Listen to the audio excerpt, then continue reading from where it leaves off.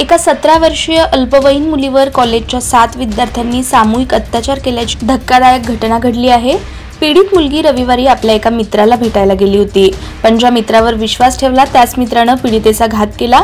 पीडित मुलीवर रात्रभर 7 विद्यार्थ्यांनी लैंगिक अत्याचार केलाय। दुसऱ्या दिवशी पीडित मुलगी घरी आल्यावर हा सगळा धक्कादायक प्रकार उघडकीस आला।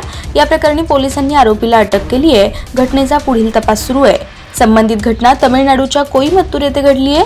इथे आपल्या आजीसोबत राहणारी 17 वर्षीय अल्पवयीन मुलगी रविवारी सोशल मीडियावर ओळख झालेल्या एका मित्राला भेटायला गेली होती। रविवारी ती घरातून गेली होती, मात्र रात्री उशिरापर्यंत घरी आली नाही।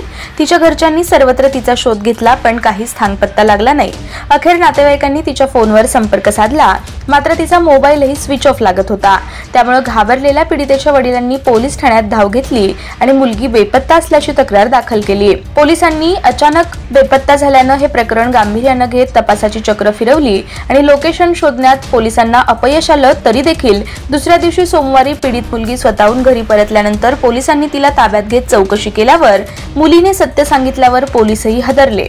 गेल्या काही दिवसापासून पीडिता ही सोशल मीडियावर ऍक्टिव्ह होती। इंस्टाग्राम आणि स्नॅपचॅटवर काही नवीन मित्र जोडले होते आणि अलीकडेच 2 मित्रांनी तिला भेटायला बोलवलं होतं आणि तिने सहमती दर्शवल्यावर यातील एक मित्र तिला घेण्यासाठी दुचाकीवर आला व त्याच भागातील तो एका रूमवर घेऊन गेला आणि त्याच रूममध्ये 7 विद्यार्थ्यांनी तिच्यावर लैंगिक अत्याचार केलाय।